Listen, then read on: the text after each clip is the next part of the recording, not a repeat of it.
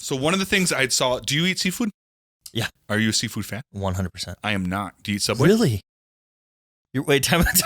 I swear they're tied in. Okay. Yes, I Did you hear about have Subway every once in a while. Okay, because they had like a scandal with their tuna. Did you see that? No, but I'm not surprised.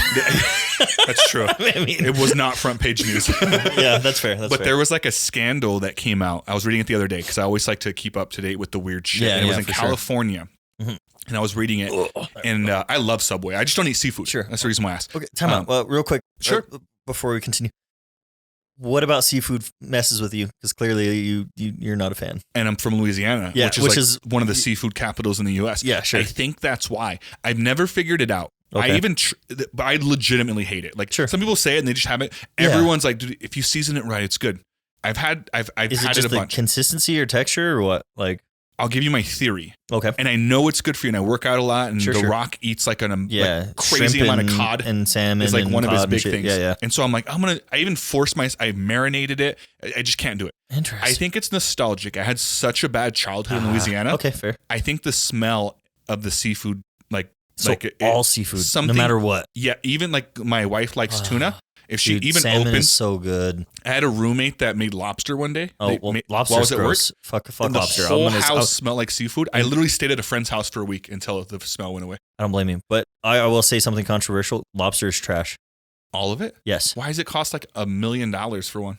Because at one point in early American history, I actually saw a video on it. I'm not, again, fact check it. I might be wrong to a certain extent, but I saw a video on it where people used to call lobster the cockroach of the sea.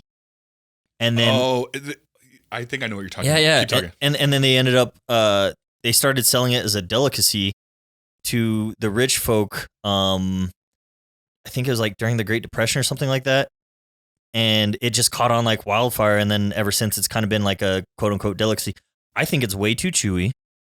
It's fucking, I mean, any part of it. I mean, the claws are supposed to be the best part, but I've never been to a place that offers the claw meat as an option to eat.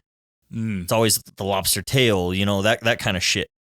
I've never liked it. It says cockroaches of the sea is an expression of unknown origin that traditionally refers to lobsters. Yep. The bottom-feeding crustaceans, generally the blue American lobsters, have long been a staple in North American diet, possessing nutrients and rich in flavor without the extra calories. Sure. Lobsters weren't always the exquisite delicacy of five-star restaurants, though, and were once as common as cockroaches. Nowadays, cockroaches of the sea has come to represent a variety of creatures in the ocean. Sure. That's crazy. Yeah, but yeah, I'm like I said, so we made it expensive. Oh yeah, 100%. I mean, that's anything consumer based. Anything that it becomes the niche thing that becomes that, like, I mean, fucking coffee, dude. Coffee is